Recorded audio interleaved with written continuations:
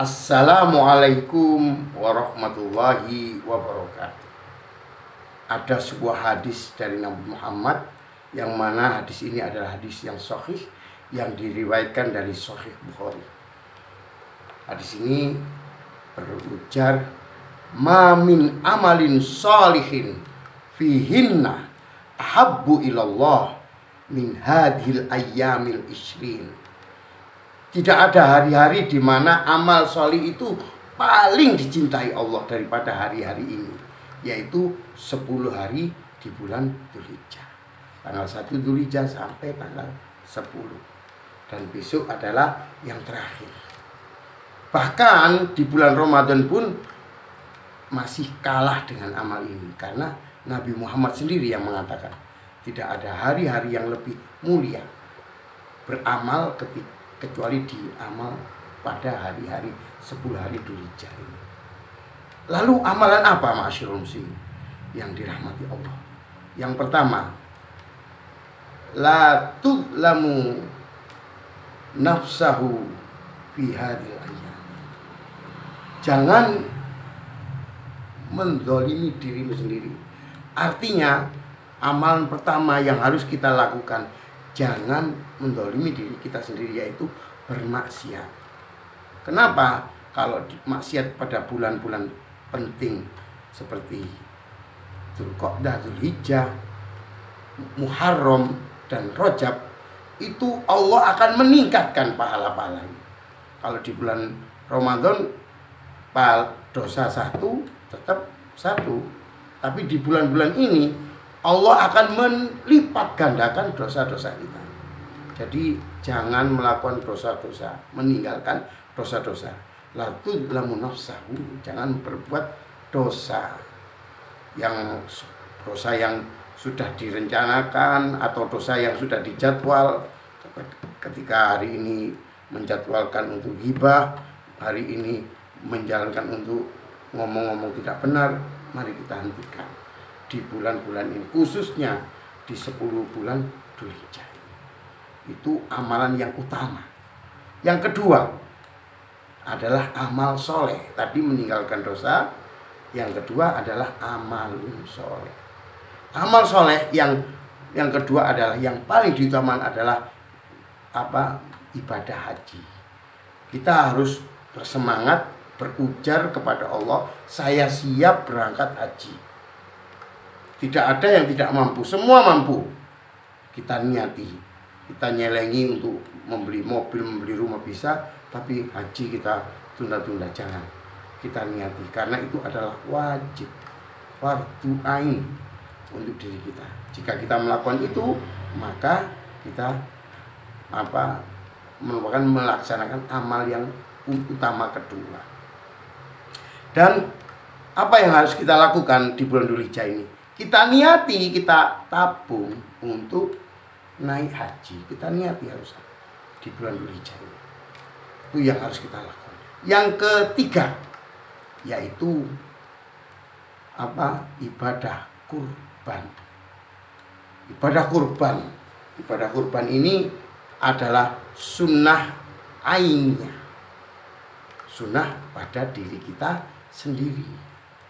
Dan amalan ini sangat besar pahalanya. Sebesar dosa kita dihapus sebanyak bulu-bulu yang disembelih oleh diri kita, yang disembelih untuk dikorbankan. Banyak sekali. Kita ini adalah hamba yang penuh dosa. Lupa terhadap lahau, terhadap Allah. Lupa terhadap Allah itu pun dosa besar. Dosa-dosa kita tumpuk-tumpuk. Untung lumayan ada amalan kurban ini, kita menghapuskan dosa-dosa. Dan kita kalau dia melakukan kurban, maka kita termasuk dijanjikan Nabi Muhammad termasuk umatnya. Alangkah beruntungnya kita, orang yang berusaha mendapatkan umatnya walaupun tidak bertemu Nabi Muhammad. Dikit niati fardu sunnah ainiyah. Lalu jika ada yang tanya, apakah kurban itu boleh patungan? Nah, ini perlu kita ketahui.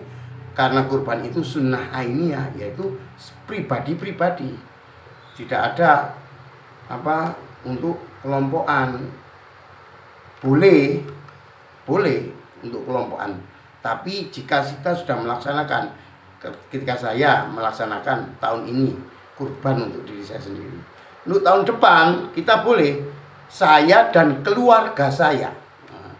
Sunnah ainiyah menjadi sunnah kifayah. Ya, fardu kifayah ini sunnah kifayah. Boleh bersamaan, tapi asalkan satu keluarga saya, istri saya dan anak saya. Umpamanya istrinya ada 4, anaknya ada 10. Jadi 40 tambah 4, 44. Dan dirinya tadi 45. Untuk satu kambing saja bisa. Tapi syaratnya sunnah ainiyahnya tahun lalu sudah dia lakukan. Tahun berikutnya untuk kifayah tidak. Ma'asyiral muslimin wa zumratal mu'minina rahimakumullah. Itu tadi yang ketiga, yaitu berkurban. Jadi apa yang harus kita lakukan untuk tercapai? Jika tidak mampu pada hari ini berkurban karena tidak mempunyai uang, kita niati untuk menabung pada Dzulhijjah ini.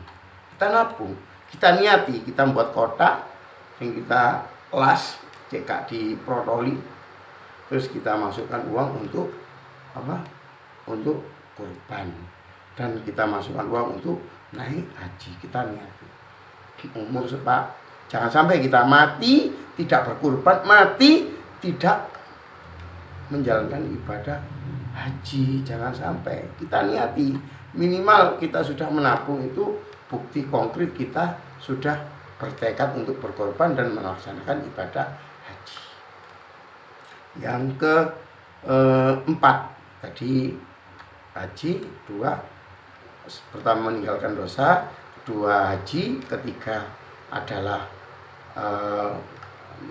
kurban, yang keempat adalah puasa.